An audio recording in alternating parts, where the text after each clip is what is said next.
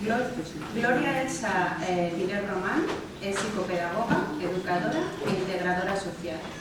Desde hace 3 años forma parte del equipo de orientación de educación infantil y atención temprana en Burgos, donde tiene su destino definitivo como orientadora. Inició su camino hace más de 20 años en la educación no formal. Tiene experiencia con diferentes colectivos, especialmente con menores en riesgo y personas con problemas de conducta. Ha impartido y desarrollado multitud de talleres y acciones formativas sobre habilidades sociales, desarrollo personal y coaching, entre otras temáticas, teniendo a lo largo de su larga trayectoria oportunidad de comprobar que adultos y menores aprendían y disfrutaban mucho más en el ámbito no formal. Al darse cuenta de esto, decidió poner su granito de arena para cambiar un poco el sistema y dio el salto a la educación formal. En la actualidad, trabaja de forma activa, incesante e incansable para sensibilizar a los docentes sobre la diversidad en sus aulas y ayudarles a acoger de forma positiva las necesidades de sus alumnos. Su objetivo es dotarlos de herramientas para que puedan dar la mejor respuesta preventiva y afectiva, especialmente en la etapa de infantil, donde además de necesaria, la prevención es posible. En los últimos años, y al desempeñar sus funciones como parte del equipo de atención temprana, se ha encontrado con varios casos de niños y niñas con altas capacidades cuyas necesidades están vinculadas a la baja tolerancia, a la frustración o las dificultades para gestionar sus emociones. Ámbito en el que también ha querido poner su granito de arena. Integra en su persona formación, ilusión y experiencia, siendo para todos los niños y niñas que tienen la suerte de conocerla una estrella que ilumina con fuerza su camino. Qué bonito. Gracias.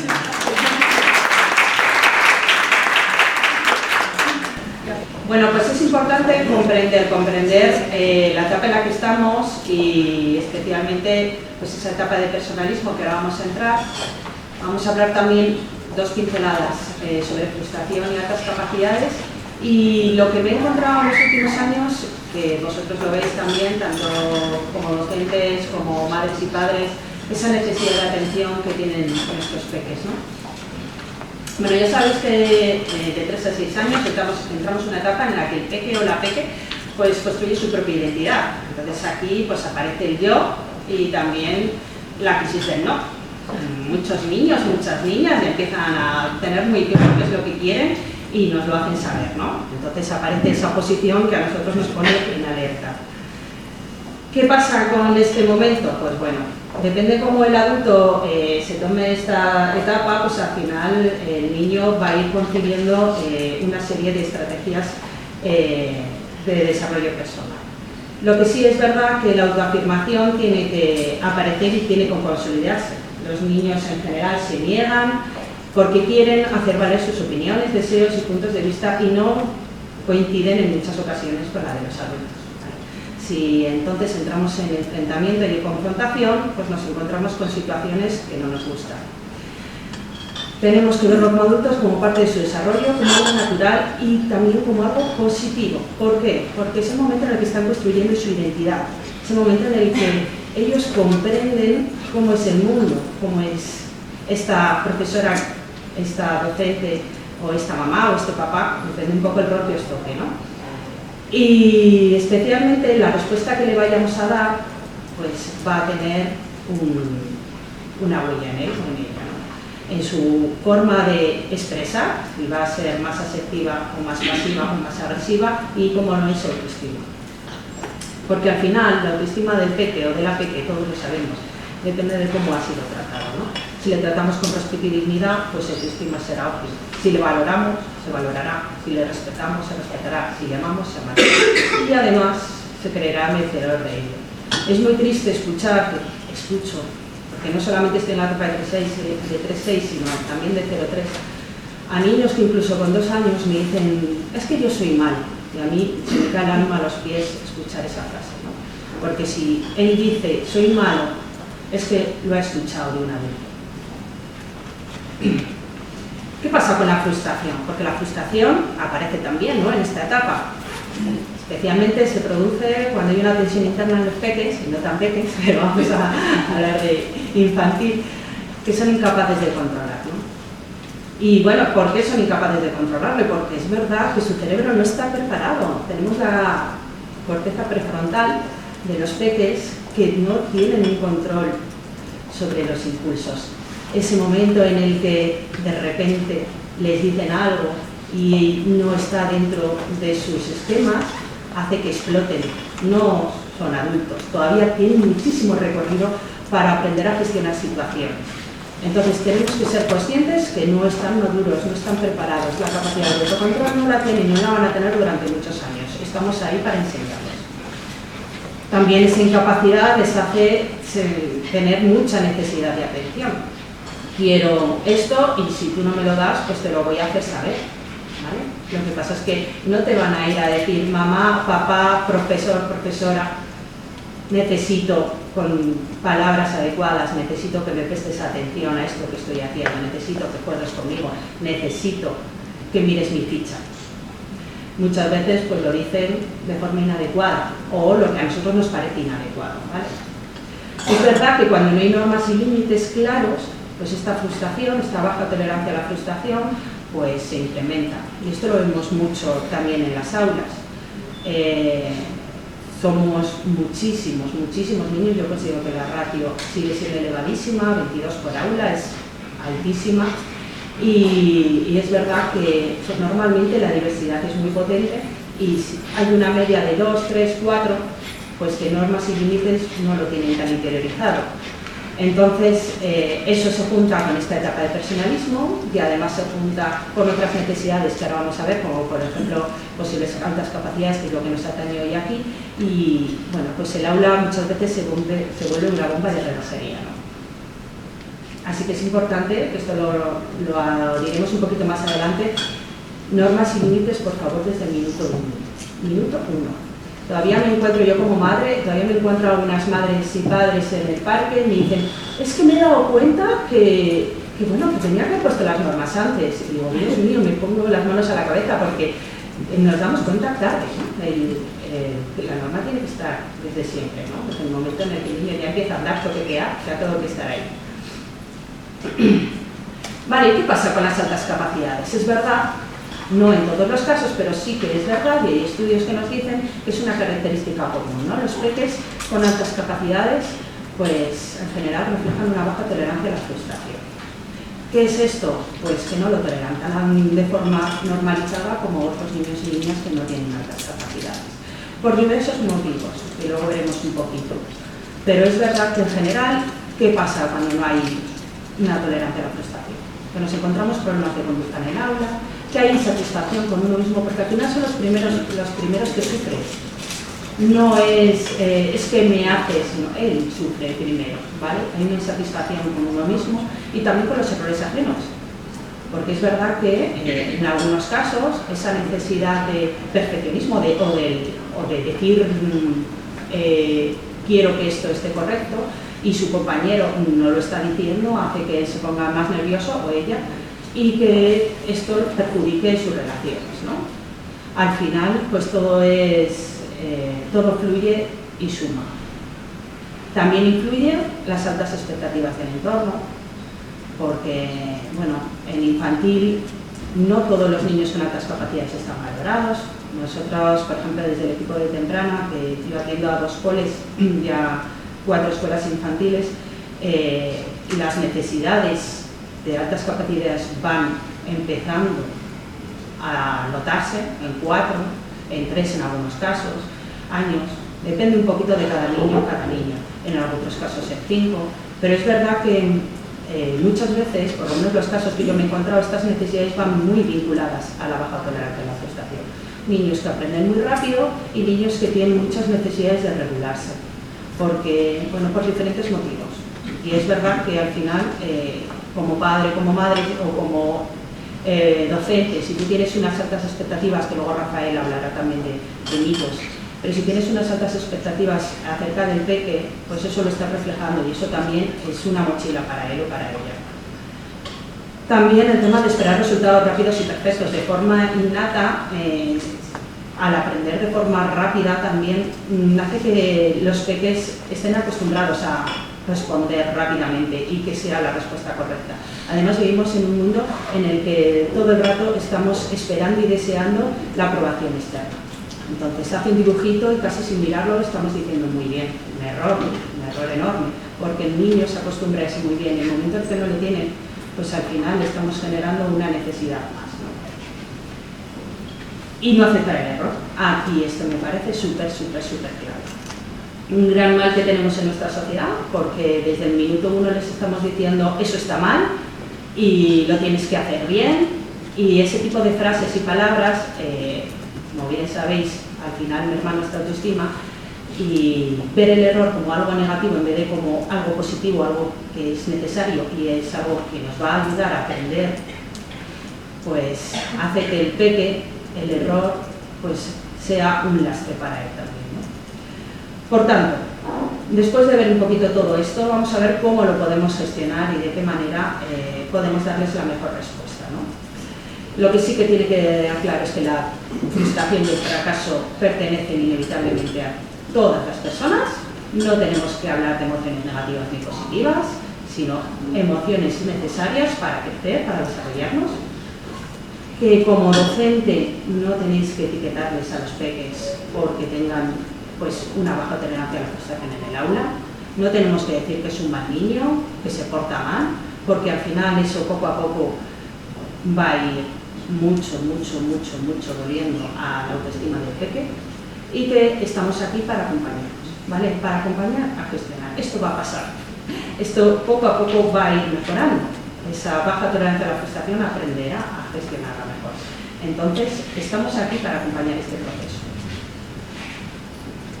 Lo que sí que me he dado cuenta es que es verdad que prácticamente en todos los casos la necesidad de atención está ahí. Peques con muchas ganas de que les mires, que estés con ellos. En cuanto entro al aula a observar, a evaluar, enseguida, wow, todos se van donde mí, porque la profe es verdad que tiene muchísimos, entonces uno tras otro es increíble cómo quieren que les prestes atención. Y es ahí un poquito donde yo creo que tendríamos que dar un paso más allá, ¿no? ¿Cómo podemos gestionar esa necesidad que tienen todos los peques de que mírame, estate conmigo, y también que aprendan a ser autónomos? Vale. En algunos casos no saben pedirla de forma adecuada, por eso también pues, ocurren estas rabietas o estas situaciones desreguladas en las que el niño pues, tira objetos, pega a su compañero, rompe el trabajo, etc. Y lo ha aprendido de forma inadecuada. Entonces, claro, si he tirado objetos y has venido donde mí, pues yo sé que si sigo tirando objetos vas a seguir viniendo donde mí. Así que hacia los adultos, pues ¿qué nos está diciendo? Castígame, pégame, pero hazme caso, ¿no? Tendríamos que darle un poco la vuelta a la tortilla. Yo sé que es complicado, ¿eh? Porque aparte de docente soy madre, y muchas veces pues dices, Dios mío, qué bonita la teoría, pero vamos a empezar un poquito a dar primeros pasos. Vale, me gusta mucho esta frase, ¿no? Que dice, un niño pequeño portándose mal no es un niño que necesite castigo, es un niño que necesita ser comprendido, es un niño que necesita atención, alimento, sueño o límites más consistentes y claros. ¿Qué viene a decir esto? Al final son necesidades primarias que nos está pidiendo, ¿vale? Está claro que si es alimento, que si es sueño, pues tenemos que cubrirlo porque en nuestra mano está.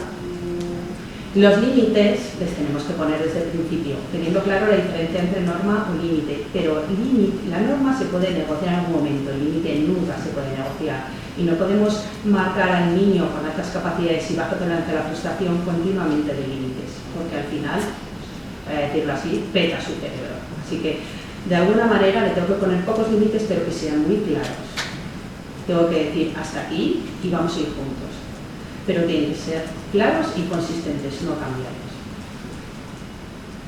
¿Y cómo lo hacemos? ¿Cómo hacemos todo esto?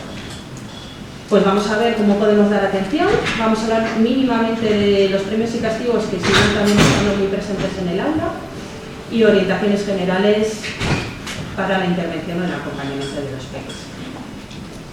Vale, el tema de la atención. Bueno, lo que os voy a decir no es nada nuevo, pero es un poco recordarlo, ¿vale? lo ideal, que se nos olvida, las conductas apropiadas, las neutras, ese día en el que el aula, todo el mundo está escuchando, todo el mundo sigue la norma y tú como profesora te sientes maravillada, pues ese día vamos a reforzarlo, vamos a decir, fantástico, seguimos así chicos, estamos aprendiendo fenomenal, hoy me habéis escuchado todos el cuento, de qué manera tengo que reforzar estas situaciones, ¿vale? Neutras. Y es verdad que el tema de las conductas inapropiadas, pues hay que tratar de ignorarlas, aunque muchas veces cueste mucho. Pero la técnica ideal es instalar las conductas incompatibles inadecuadas. ¿Qué quiere decir esto? Muchas veces no siguen la norma, porque en vez de estar en la mesa o en la alfombra, pues pretenden estar en el rincón de juego, está claro. Pero ¿qué hago? Si yo estoy todo el día machacando, Juan, deja la cocinita, Juan, lo estás haciendo fatal, Juan, otra vez, todo el rato estoy repitiendo la misma orden de forma negativa, el niño sabe perfectamente que no tiene que estar aquí, pero ya no hace ni efecto las órdenes de la profesora y no consigo nada. Me enfado yo como docente, el niño no consigo atraerlo, etc. Vamos a ver de qué manera lo enfoco de forma positiva. Al final se trata de cambiar nuestro pensamiento y cambiar nuestro lenguaje. ¡Hala, Juan! ¡Qué bien! Aquí esta ficha fantástica que vamos a hacer hoy con el otoño, mira con los dedos. Y le consigo atraer. Si está justo con la cocinita de tal manera que tiene un juguete y le puedo atraer, mira, tienes castañas en la cocinita, ven aquí que vamos a ponerla en la ficha. Es cambiar un poquito el chip, porque si no me meto en una dinámica en la que todo el día estoy con la queja, con la crítica. Y el niño crece en un entorno en el que él no está a gusto, está todo el rato recibiendo su nombre con algo negativo. Por tanto, poco a poco les vamos dando esa autonomía, reducimos de forma progresiva la dependencia y vamos ampliando la cantidad de tiempo o trabajo antes de recompensar el esfuerzo. Yo sí que creo que de alguna manera tenemos que recompensar y reforzar, ¿vale? Pero siempre intentando fomentar la motivación intrínseca. El muy bien a todas horas no soy partidaria, de tal manera en el que el niño no puede ser dependiente del muy bien de la profesora. Pero sí, de alguna manera, él sigue así y luego después lo estás haciendo tú solo, de tal manera que él sea consciente que yo solo puedo y no necesito siempre la aprobación de la profesora para seguir adelante, ¿no? Estás haciendo tú solo, antes no llegabas, ahora sí, etc. Hay un montón de frases que nos ayudan un poquito a que el niño se sienta más autónomo, se sienta motivado ante la tarea y esté a gusto en el grupo. ¿Y qué hacemos con esto de premios y castigos? Que todavía seguimos utilizando también la economía de fichas, el tema de, bueno, pues pegatinas rojas, verdes, etc. Pues yo no soy muy partidaria, sinceramente. Creo que al final nuestros peques pues siempre salen con la pegatina roja, siempre salen con ese negativo y al final no arreglamos, sino todo lo contrario. Y además el resto empieza a señalar. Si es que Juan siempre es el que lleva la roja, porque fíjate lo que ha hecho hoy, ¿vale? Y empezamos a señalar desde infantil. Y me da tanta tristeza que ya tenga esa etiqueta, es el malo, es el que ha tirado el cuaderno, es el que tiene la pegatina roja, y si además condiciona al resto del grupo, porque por él no hemos salido al recreo, ya es que me parece catastrófico. Por tanto, vamos a ver si podemos cambiar un poquito la manera de proceder en el aula. Es difícil, claro, porque venimos repitiendo unos patrones muy arraigados de muchos años, pero la idea es empezar pequeñitos cambios. El ver cómo puedo cambiar yo mi manera de proceder en el aula para que todos se sientan cómodos y ese niño que tiene un comportamiento disruptivo en el aula no se sienta el etiquetado, no se sienta el niño que está machacado por su profesora o por sus compañeros, ¿no? ¿Cómo? Pues comprendiendo un poco la función que tiene la necesidad de atención, ¿no? Juan necesita estar un poquito más con la profesora, o Juan necesita estar un poquito más con Ana, que le ayuda a estar más en calma, o Juan necesita estar ahora un poquito en la alfombra, ¿vale? Cada uno tenemos necesidades diferentes y los niños lo entienden. Es maravilloso cuando se lo explicas con dos palabras y ellos lo entienden y dicen, sí, esto para necesita estar un poco más en la alfombra, y lo entienden. Muchas veces no lo entendemos los adultos. Entonces yo cuando les digo, yo necesito gafas para ver, no pasa nada, no quieren ponerse gafas como yo. Entonces, tenemos necesidades diferentes y les tenemos que dar esas necesidades, si podemos. Y tenemos muchos recursos en el aula, no tengo que estar yo siempre presente. Le puede dar esa necesidad de atención su compañera Ana, o puede haber un montón de situaciones en las que puedo un poquito condicionar para que al final atraiga a este alumno que está pues, un poquito más alterado, ¿no? Bueno, ya sabéis esta típica frase que me encantó, que de ahí por ahí, del fuego, ¿no? Quiéreme cuando peor me porto porque es cuando más lo necesito. No todos los niños con momento de frustración, en ira, cuando están en un volcán, quieren abrazo, eso es verdad.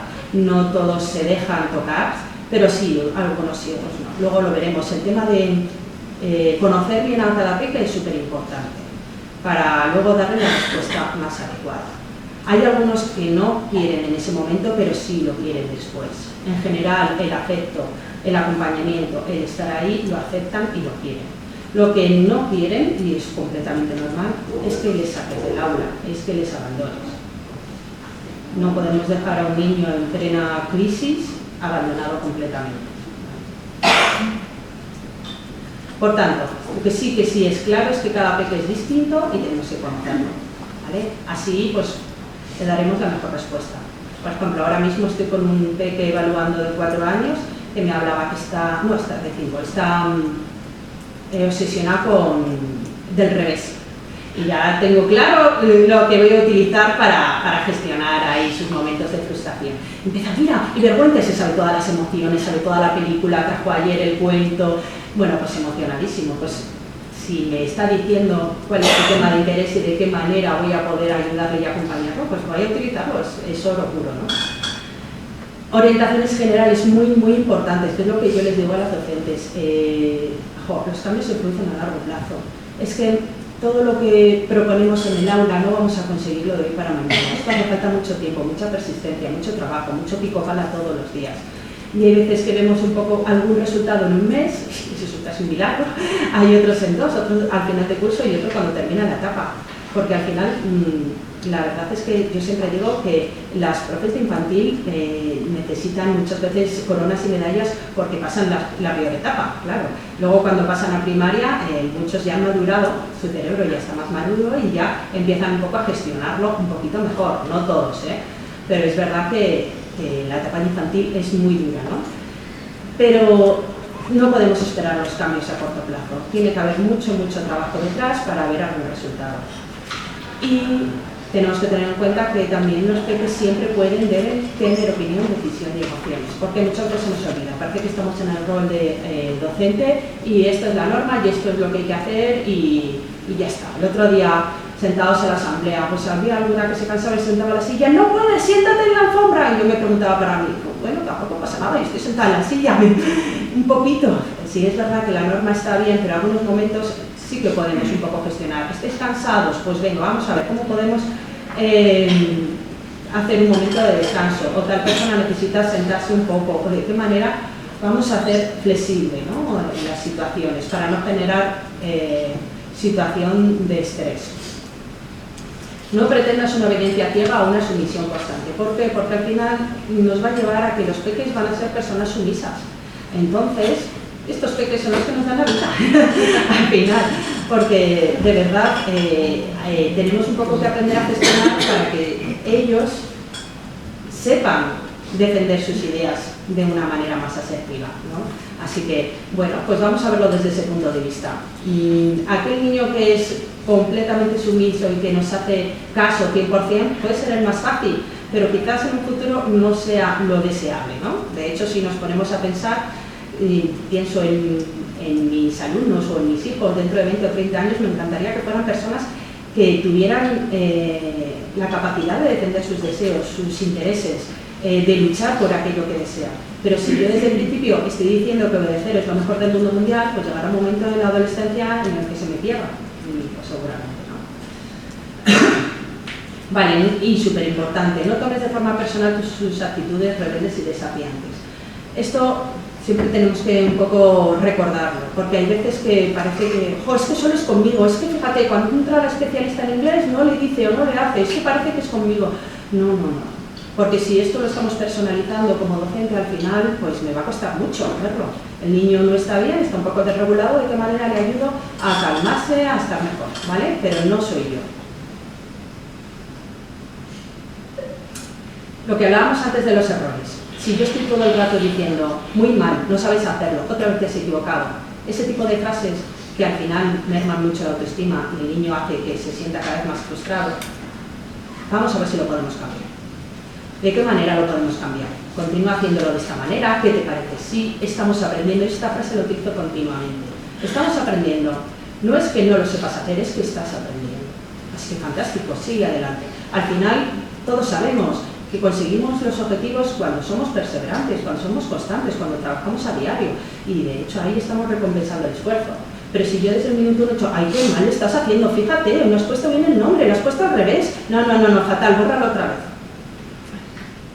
Eso lo escucho. Y me da mucha tristeza. Entonces, bueno, vale, vamos a ver, si ponemos el nombre aquí abajo, ahora de esta manera. Es cambiar un poco el chip, ¿no? Y cosas que todos sabemos. ¿Qué funciona? Pues ser modelo y modelar.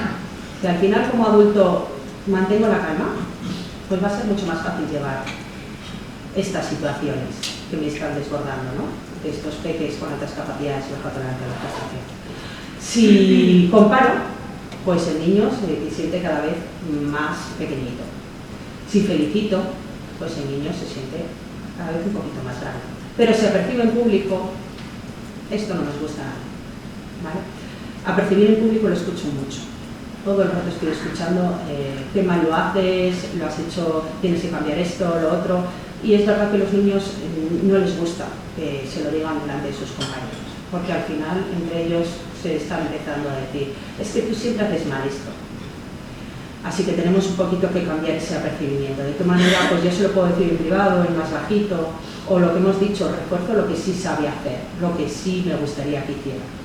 Y cómo no, esto lo sabemos, afecto, cariño, siempre funciona, ¿vale? Porque puedo decir las cosas de forma firme, pero sin necesidad de gritos, sin necesidad de castigos.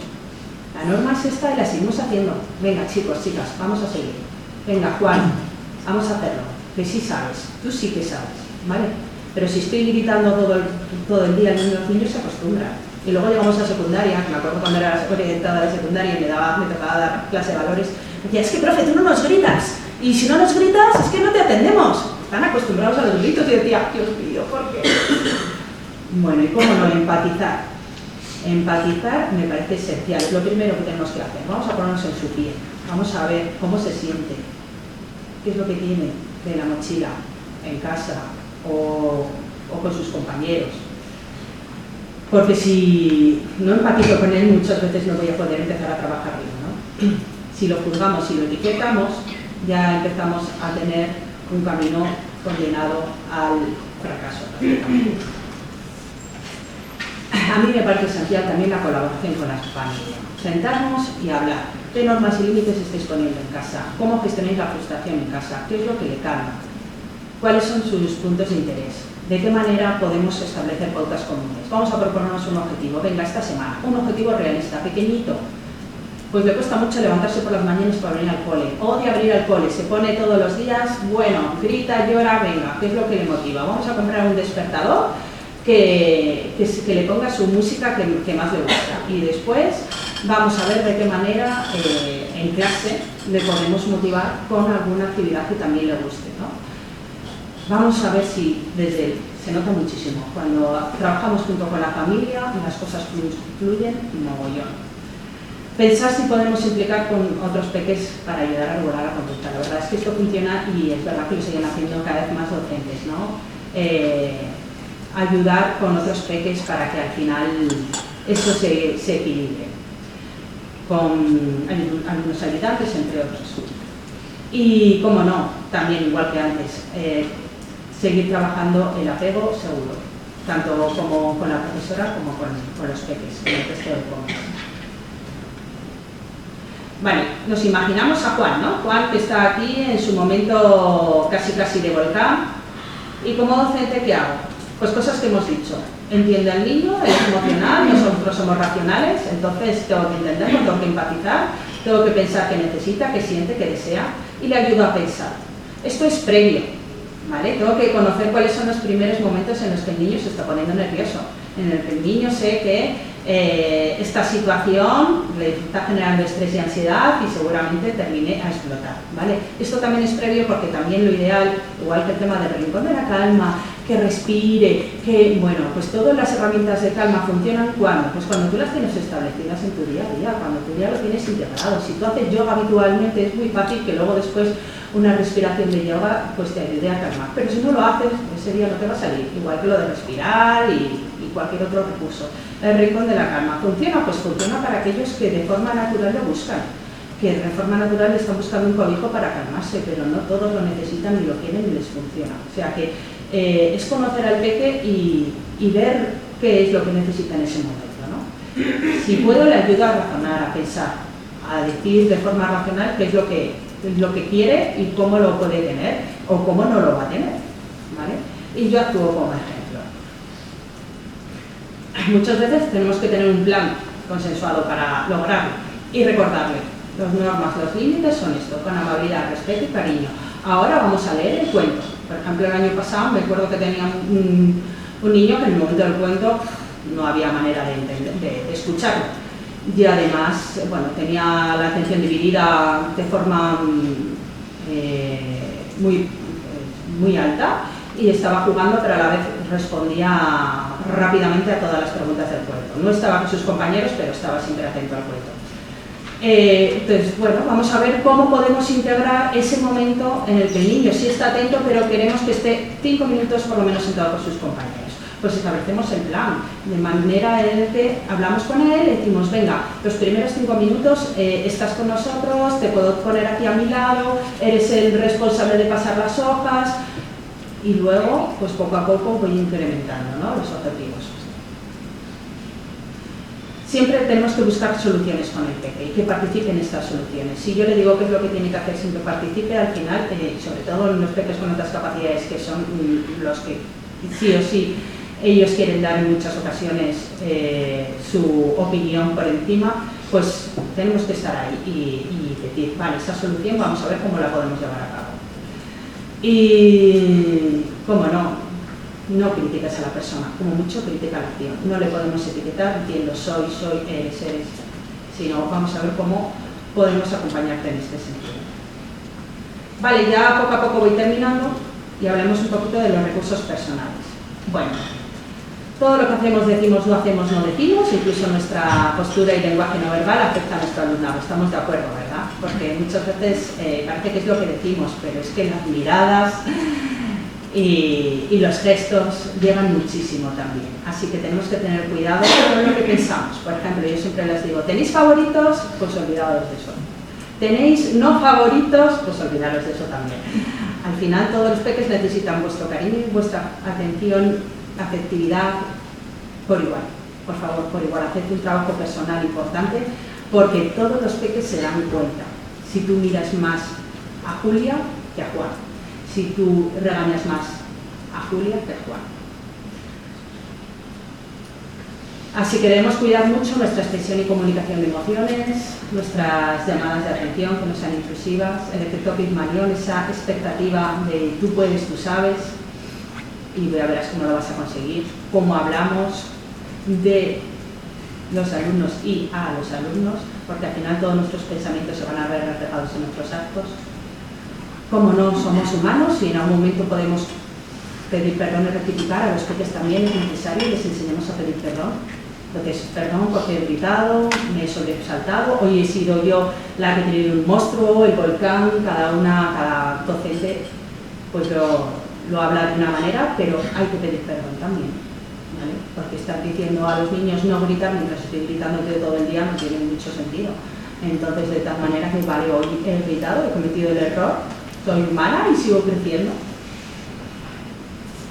Súper importante para estos peques, diferentes formas de enseñanza, aprendizaje, salir fuera del aula si es posible, aprovechar todos los recursos naturales, especialmente en infantil, que es tan importante. Entonces, bueno, no ser tan rígidos. En muchas ocasiones me encuentro con mucha rigidez en las rutinas del aula.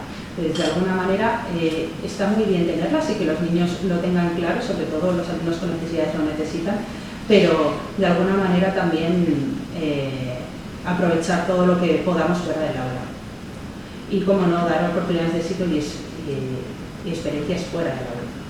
Si tenemos varios problemas de conducta que nos ocurre, algunos el tema de agresiones, otros el tema de insultos, otros tirar mobiliario, etcétera, vamos a priorizar, o autolesiones, vamos a priorizar. Primero vamos a ver que no se haga daño ni a él ni a otros, y luego después vamos a trabajar el resto de problemas, ¿vale? Bueno, tenemos clarísimo que si tenemos más interacciones negativas con él, pues al final nuestra relación va a ser muy negativa y nuestra reactividad es muy perjudicial.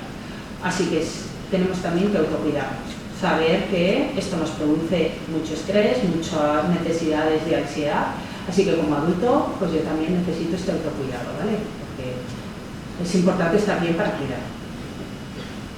Y nunca juzgar moralmente ni calificar de forma negativa que está bien. Bueno, me encanta mucho esta frase de Tamara Chubarovsky que dice: cuando los niños no hacen caso o se portan mal, tenemos la posibilidad de asumir la parte que nos toca, mejorando su comportamiento a través de la mejora de nuestra asertividad y capacidad comunicativa. ¿Qué quiere decir esto? Yo, muchas veces para mí ha sido muy importante la frase de: si no te gusta lo que recibes, presta atención a lo que mides. Entonces, yo como persona, como madre, como docente, como orientadora en sí, analizo la situación. Digo, estoy recibiendo esto, de qué manera puedo cambiar mi comunicación, mis habilidades para recibir otra cosa, ¿no? Voy a ver que lo que estoy haciendo no está funcionando. Y al final, si yo soy cada vez más asertiva, tengo mejor capacidad comunicativa con mis peques, hace que las cosas fluyan un poco mejor, sin ser magia. Hay veces que vemos resultados más o menos afectivos a corto plazo, pero la mayoría es a largo plazo, como habíamos dicho. Y bueno, a nivel didáctico, pues sí que proponemos normalmente autoinstrucciones para que el niño pare, piense, antes de que llegue esa situación que les va a provocar estrés. Por ejemplo, me acuerdo uno que en el momento de ir al comedor, pues era un momento complicado, dos tuve así. Y pues eso, a la 1:30 empezamos, venga, vamos a ver, va a llegar el momento de ir al comedor, no quiere ir al comedor, lo empieza a rechazar y entonces, bueno, pues arrasaba con todos los libros de la clase, ordenadores, etc. Entonces, ¿de qué manera? Pues le enseño a tener una autoinstrucción en su cabeza para que él anticipe y sepa que va a ir al comedor. También era el primero que salía de la clase. Al final hacíamos, bueno, el primero que sale es más fácil para que no tiene el material, pero yo trabajo con él de forma muy concreta esas autoinstrucciones, ¿no? Llega, recojo, salgo al hall y de qué manera tengo un elemento que a mí me ayude a estar en calma para que no explote. También hay muchos recursos, lo que hemos dicho, temas de relajación, meditación, yoga, actividades manuales, termómetro emocional. Eso es conocer al peque y ver qué es lo que funciona. En muchas ocasiones es ensayo y error. Nos ayuda muchísimo, lo que hemos dicho, el conocer su punto de interés. Por ejemplo, estoy acordándome, uno le encantaba muchísimo el tema de los cómics. Entonces, al final, pues yo le llevaba cómics y hacíamos un poco lo posible por atraerle a través de ese centro de interés. A otro le gustaba mucho el tema de la lógica matemáticas. Pues si yo sé que va a ser un momento de tensión y de estrés para él, de qué manera puedo utilizar el recurso de la lógica matemática para que él esté en ese rinconcito o en ese espacio o en su sitio trabajando eso que le ayuda a calmarse. Los juegos de actividades de estimulación cognitiva y creatividad siempre ayudan muchísimo. En general son niños que demandan actividades, algunas de movimiento, otras de trabajo más mental y, como no, creatividad siempre está muy presente ahí. Así que lo ideal es tener recursos en el aula para que ellos lo puedan utilizar, ¿vale? De forma libre o de forma pautada. Si es pautada, lo pautamos con el peque. La idea es que él pueda utilizar ese recurso y que al final pues aprenda a gestionar esos momentos en los que puede haber más distorsión, más estrés, y que él sabe que poco a poco va a ir rebajando porque tiene pues algo en el que esté mejor y más entretenido su cerebro. Y a mí me encantan los cuentos, es una barbaridad la cantidad de cuentos que hay, y hay cuentos maravillosos, ahí pongo pues una retahíla de ellas, ¿no? Pero hay algunos que van muy indicados para el perfeccionismo, para la competitividad y otros por el tema de la ira, de forma concreta la frustración, etc. Entonces, hay algunos cuentos que sí enganchan, seguro que conocéis el de Tengo un volcán, que además te enseña estrategias, y ahí me acuerdo uno que me decía, me viene el volcán, me viene el volcán.